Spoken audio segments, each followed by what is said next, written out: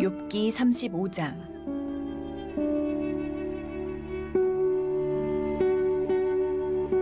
엘리후가 말을 이어 이르되 그대는 이것을 합당하게 여기느냐? 그대는 그대의 의가 하나님께로부터 왔다는 말이냐? 그대는 그것이 내게 무슨 소용이 있으며 범죄하지 않는 것이 내게 무슨 유익이 있겠느냐고 묻지만은 내가 그대와 및 그대와 함께 있는 그대의 친구들에게 대답하리라. 그대는 하늘을 우러러보라. 그대보다 높이 뜬 구름을 바라보라. 그대가 범죄한들 하나님께 무슨 영향이 있겠으며 그대의 악행이 가득한들 하나님께 무슨 상관이 있겠으며 그대가 의로운들 하나님께 무엇을 드리겠으며 그가 그대의 손에서 무엇을 받으시겠느냐? 그대의 악은 그대와 같은 사람에게나 있는 것이요 그대의 공의는 어떤 인생에게도 있느니라. 사람은 학대가 많음으로 부르짖으며 군주들의 힘에 눌려 소리치나 나를 지으신 하나님은 어디 계시냐고 하며 밤에 노래를 주시는 자가 어디 계시냐고 말하는 자가 없구나. 땅의 짐승들보다도 우리를 더욱 가르치시고 하늘의 새들보다도 우리를 더욱 지혜롭게 하시는 이가 어디 계시냐고 말하는 이도 없구나. 그들이 악인의 교만으로 말미암아 거기에서 부르짖으나 대답하는 자가 없음은 헛된 것은 하나님이 결코 듣지 아니하시며 전능자가 돌아보지 아니하심이라. 하물며 말하기를 하나님은 배울 수 없고 이래 판단하심은 그 앞에 있으니 나는 그를 기다릴 뿐이라 말하는 그대일까 보냐. 그러나 지금은 그가 진노하심으로 벌을 주지 아니하셨고 악행을 끝까지 살피지 아니하셨으므로 욥이 헛되이 입을 열어 지식 없는 말을 많이 하는구나. 오늘도 새벽에 여러분 참 잘 나오셨습니다. 새벽에 나오는 일이 쉽지는 않은데 여러분들의 마음 그 정성을 하나님께서 받으실 줄로 믿습니다. 오늘도 새벽에 도우시는 하나님의 은혜가 여러분 가운데 가득 흘러 넘치게 될 줄로 믿습니다. 오늘 이 욥기서 35장 참 놀라운 말씀이 이것에 기록되어 있는 것을 보게 됩니다. 엘리후, 나이가 어린 그 엘리후의 세 번째 욥에 대한 반박에 관한 그런 말씀인데, 이 엘리후의 이야기를 들어보면 욥의 세 친구들도 사실 대단했던 인물이지만은 그러나 엘리후는 그보다 더 지혜의 깊이가 있는 그런 인물임에는 틀림없어요. 왜냐하면 신학적으로 또 영적으로 봤을 때 한 차원 더 깊이 있는 말들을 엘리후가 하고 있는 것을 보게 됩니다. 엘리후의 말 자체는 정말 주옥 같은 말입니다. 이 말만 따로 딱 떼서 우리가 묵상한다면 흠잡을 데가 없는 그런 놀라운 말씀이에요. 그러나 우리가 그 욥의 세 친구들의 말도 그와 같은 그런 괴를 갖고 있는데, 문제는 그것이 욥에게 적용될 때가 문제가 된다는 거예요. 그러면 언제나 욥의 세 친구의 세 번에 걸친 반박, 그리고 또 엘리후의 이 반박, 요 말 자체는 참 버릴 것이 하나도 없다. 그런데 그 말이 누구에게 적용이 되느냐에 따라서 그것이 옳은 말이 될 수도 있고 그른 말이 될 수도 있다. 여러분 언제나 그래요. 자, 보세요. 약도 참 좋은 약이에요. 명약입니다. 그렇다고 해서 그 약이 모든 질병에 다 적용이 되면 안 되죠. 예를 들어서 엄청나게 귀한 약입니다. 그리고 그 약은 아주 치료의 능력도 뛰어나요. 그러나 그 약은 그 특정한 그 질병을 치유하기 위해서 그 약이 그렇게 뛰어난 건데, 전혀 다른 질병에 그 약을 적용시켜버리면, 거기에 복용시켜버리면 거기는 부작용이 일어나고 큰 문제가 발생하게 되잖아요. 이와도 같다는 거예요. 말씀 자체는 너무너무 뛰어난 말씀인데 적용을 잘못하게 되면 전혀 엉뚱한 말이 되고 만다. 우리가 이런 생각들을 가지면서 이 욥기서를 묵상을 해야 하는데, 중요한 것은 오늘 엘리후가 욥과 욥의 세 친구에게 하는 말이에요. 그리고 직접적으로는 욥에게 적용하는 그런 말인데, 욥에게 적용하는 내용을 가르쳐 버리고 엘리후가 한 이 말 자체를 우리가 잠시 음미해 보는 그런 시간을 갖기를 원하는데, 하나는 인생은 누구도 하나님께 영향을 끼칠 수 없다라고 하는 말이에요. 이건 신학적으로 대단히 중요한 그런 문제를 다루는 그런 말입니다. 6절로 7절 말씀인데요. 6절로 7절 말씀 우리 함께 읽어봅니다. 그대가 범한들 하나님께 무슨 영향이 있겠으며 그대의 악행이 가득한들 하나님께 무슨 상관이 있겠으며 그대가 의로운들 하나님께 무엇을 드리겠으며 그가 그대의 손에서 무엇을 받으시겠는가. 참 엄청난 그런 엘리후의 말이 아닐 수가 없습니다. 자, 이런 얘기예요. 우리가 범죄한들 그것이 하나님께 무슨 영향을 끼치겠느냐. 우리가 아무리 악행을 범한들 그것이 무슨 하나님께 무슨 문제가 되겠느냐. 반대로 우리가 의롭게 산들 우리의 그 의로움이, 우리의 그 공의가 하나님께 무슨 영향이 있겠느냐. 왜냐하면 자, 하늘에 저 높이 떠 있는 그룹을 보라 그러면서 하는 얘기예요. 땅 안에서 네가 하는 것이 저 높은 저 하늘에 저 구름에 무슨 영향을 끼치겠느냐. 이 말은 이런 얘기예요. 하나님은 창조주가 되시고 인간은 피조물이에요. 하나님은 영원하신 분이죠. 알파와 오메가가 되시고 처음과 나중이 되시고, 우리는 다윗의 말에 빌리자고 한다면 한 뼘 길이만한 인생이에요. 아니, 하나님 앞에, 영원하신 하나님 앞에 없는 것과 같은 존재예요. 자, 이런 없는 것과 같은 존재가 악행을 범한들 그 악행이 하나님께 무슨 영향이 되겠느냐. 의롭게 산들 그것이 하나님 앞에 무슨 도움이 되겠는가. 하나님의 편에서는 아무런 영향을 받지 아니하신다라고 하는 그런 사실이죠. 여러분, 우리가 이 사실을 아는 것이 대단히 중요하다라고 하는 사실입니다. 하나님과 우리 사이에 질적인 차이를 말하는 거죠. 그래서 칼 발트 같은 위대한 신학자는 God is God, God is God. 하나님은 하나님이시다. 하나님과 인간의 그 질적인 차이, 창조주 하나님과 피조물과의 그 비교도 할 수 없는 그 엄청난 차이를 말을 했는데, 지금 엘리후가 그 얘기를 지금 하고 있는 거예요, 여기서. 자, 그런데 한번 생각해 보세요. 그런 하나님이 우리에게 말을 걸어온다. 은혜죠. 우리에게 말을 걸어와. 당신의 생각을 우리에게 전해주시기도 하시고, 그런 하나님이 우리에게 찾아오셔서 교제도 해주시고, 그런 하나님이 우리의 삶을 돌봐주기도 해주시고, 할렐루야. 그런 하나님이 우리에게 관심을 가지시고 우리에게 사랑한다고 고백하신다고 한다면 이것이 얼마나 엄청난 은혜인가. 우리가 이런 부분들을 생각해야 한다는 거예요. 우리는 자꾸 어떤 생각을 하냐면은 신앙생활을 하면서 내가 이렇게 삶으로 내가 하나님 앞에 무엇을 해드린다고 자꾸 그런 생각을 갖는 분들이 있어요. 내가 이렇게 믿음의 길을 걸어가고 내가 이렇게 섬기고 내가 이렇게 착한 일을 하고 내가 이렇게 사랑을 베풀므로 그래서 하나님 앞에 내가 뭔가를 이렇게 해드린다는 이런 생각을 갖는 분들이 있단 말이죠. 그런데 엄밀히 보면 사실은 그 생각도 잘못된 생각이에요.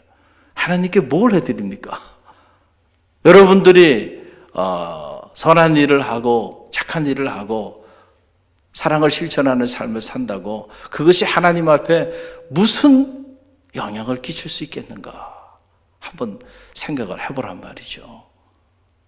자, 하나님께서 우리에게 찬양받기를 원하신다. 그러니까는 우리가 찬양을 해드려야 하나님이 기뻐하고 그래야 하나님이 행복한 삶을 산다고 여러분 그렇게 생각하십니까? 아니에요. 여러분이 하나님을 찬양하지 않아도요, 하나님은 아무런 그거로 인해서 어떤 영향도 받지 아니하신다. 여러분이 찬양하지 않으셔도요, 하나님에게는 아무런 문제가 안 돼요. 마치 하나님이 우리의 삶에 의존되어 있는 것 마냥 우리가 이렇게 살면 하나님 이렇게 되시고 우리가 저렇게 살면 하나님 저렇게 되는 것처럼 자꾸 그런 생각을 우리가 한단 말이에요. 하나님은 아무런 문제가 없어요. 여러분이 하나님을 찬양하지 않아도 하나님 편에서는 아무런 문제가 없어요. 자, 그런데 우리가 생각해야 되는 건 뭐냐면, 그럼 왜 하나님께서 우리로 하여금 당신을 찬양하라고 이렇게 말씀하시는가?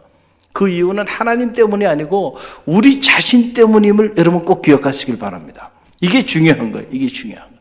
다시 말하면 여러분이 하나님을 찬양함으로써 피조물로서 받게 되는 그 은혜와 축복 때문에 하나님을 찬양하는 삶을 살라고 말씀하시는 거지, 창조주 되시는 하나님 편에서는 피조물이 어떻게 살든지 그것이 그분에게 영향을 미치지는 않는다는 거예요. 기도하는 일도 마찬가지입니다.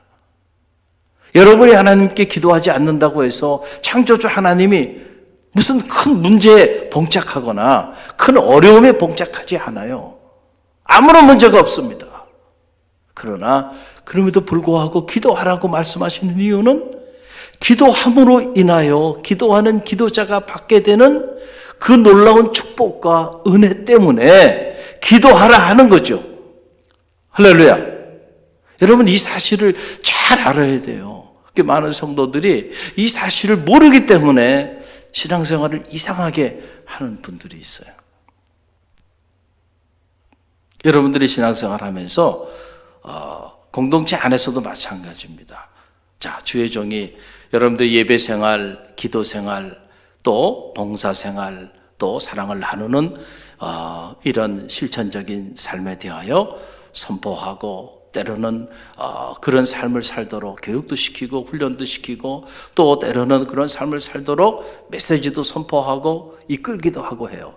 그렇다고 해서 그것이 사실은 목회자에게 무슨 도움이 되겠는가?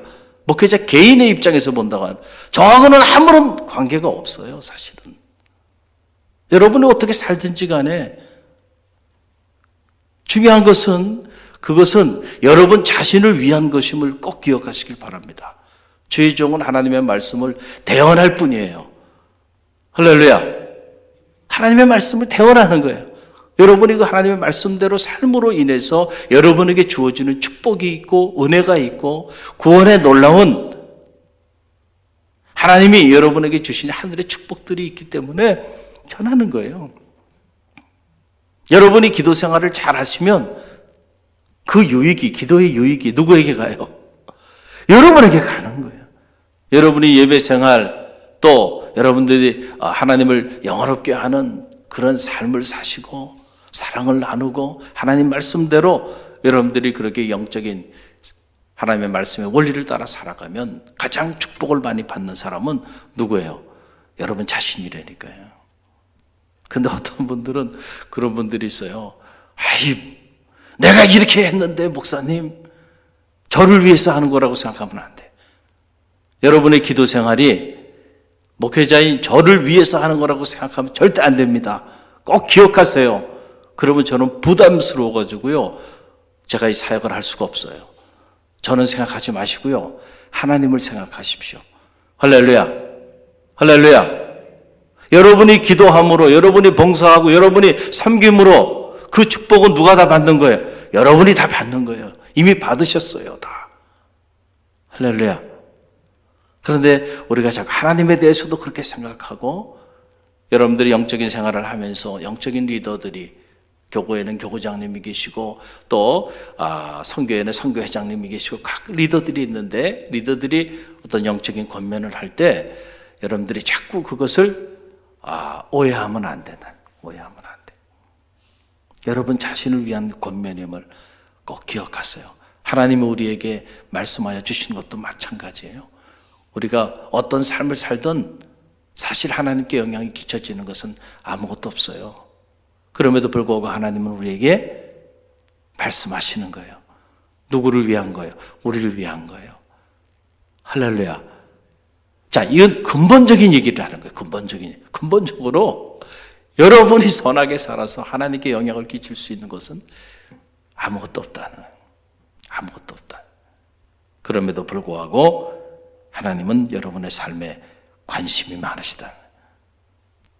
그럼에도 불구하고 하나님은 여러분을 사랑하시고, 그럼에도 불구하고 하나님은 여러분과 함께 하시길 원하고, 여러분이 하나님이 창조하신 그 창조의 원리에 따라 피조물이 그렇게 행복한 삶을 살기를 원하신다는, 이것이 감당할 수 없는 하나님의 은혜임을 여러분 기억하시길 바랍니다. 우리가 이 세계 안에 들어가게 되면 하나님이 우리를 위하여, 그런 우리를 위하여 자기 아들을 내어주시고 십자가에 달려 죽기까지 하셨다고 하는 이것이 얼마나 엄청난 은혜인가를 우리는 그 깊이 안에서 발견하게 된다라고 하는 그런 사실입니다. 또 하나, 오늘 이 엘리후의 말을 통해서 우리가 깨닫게 되는 영적인 진리는 뭐냐면, 우리가 기도하는데 응답받지 못하는 기도도 있다는 사실을 꼭 기억하시길 바랍니다. 오늘 엘리후가 그것을 잘 지적하고 있어요. 12절로 13절의 말씀이에요. 12절로 13절의 말씀 함께 읽습니다. 그들이 악인의 교만으로 말미암아 거기에서 부르짖으나 대답하는 자가 없음은 헛된 것은 하나님이 결코 듣지 아니하시며 전능자가 돌아보지 아니하심이라. 아멘. 자, 기도도 보면은 응답받는 기도가 있는가 하면은 응답받지 못하는 헛된 기도가 있다. 이게 참 놀라운 말씀이죠. 헛된 기도에 관한 그런 말씀이에요. 여러분들이 매일같이 새벽을 깨우며 이렇게 기도하는데, 저는 바라기는 이 새벽에 기도하는 여러분들의 기도가 그 어떤 기도도 헛된 기도가 없기를 간절히 바랍니다. 할렐루야. 자, 헛된 기도가 있다. 이런 헛된 기도는 하나님 응답하지 않아요. 부르짖어도 응답하지 않는다. 관심도 없다는 거예요. 자, 보세요. 악인의 교만 가운데 부르짖으며 기도하는 그런 기도가 있어요. 그런 기도는 응답받지 않는다. 이것을 엘리후는 헛된 기도다, 이렇게 말을 하는 거예요. 자, 헛된 기도의 내용은 뭘까요? 자신의 육신의 욕심과 욕망을 따라 대단히 교만하고 대단히 자기밖에 모르는 대단히 이기적인 이런 기도는 하나님이 그 기도대로 결코 응답하지 않는다라고 하는 그런 사실이에요. 그래서 여러분, 기도 자체도 중요하지만 기도보다 더 중요한 것은 기도하는 자의 삶입니다. 삶. 그래서 갈릴리 교회가 생활신앙을 말하는 거예요. 이 생활신앙을 말하지 않으면 그거 사이비고 이단이에요. 그게 복음적이지 않은 거예요. 하나님 말씀을 들여다보면 끊임없이 하나님은 우리에게 우리의 삶이 변화되도록 촉구하고 있고, 우리의 삶이 변화될 때 비로소 축복의 문이 열리는 거죠. 삶을 가로쳐버리고 그냥 기도만 하면 하나님이 그냥 막 부어주는 게 아니다 라고 하는 사실이에요. 내가 악한 길을 걸어가고 대단히 이기적이고 자신밖에 모르고 나누지도 않고 그저 자기와 자기 가족만을 위해서 그렇게 기도한다면, 하나님이 그런 사람에게 하나님의 은혜와 축복을 그냥 막 부어준다고 한다면 어떻게 그 하나님이 의로운 하나님이고 공의로운 하나님이고 사랑의 하나님일 수 있겠는가 라고 하는 사실이죠. 그렇지 않겠어요? 뻔히 멸망의 길로 걸어가는데 그 멸망의 길로 걸어가는 그 길을 축복해 주시는 하나님이 어떻게 의로운 하나님일 수 있겠는가? 그럴 수 없죠. 그래서 중요한 건 우리가 의인의 길을 걸어가고 겸손히 하나님의 뜻 가운데 거하는 삶을 살아가면서 하나님 앞에 구할 때 그 기도는 하나님께서 구하지 아니한 것까지 부어주시고 앞서 가셔서 오히려 그런 의인의 삶에는 하나님이 그의 미래에 앞서 가셔서 예비하시는 여호와 이레의 축복을 누리게 되는 거고, 그런 자들에게 하나님께서 영원히 함께 하시겠다고 말씀하여 주시는 거죠. 여러분, 주님께서 마지막 우리에게 위대한 유언의 말씀을 남기셨잖아요. 그건 뭐예요?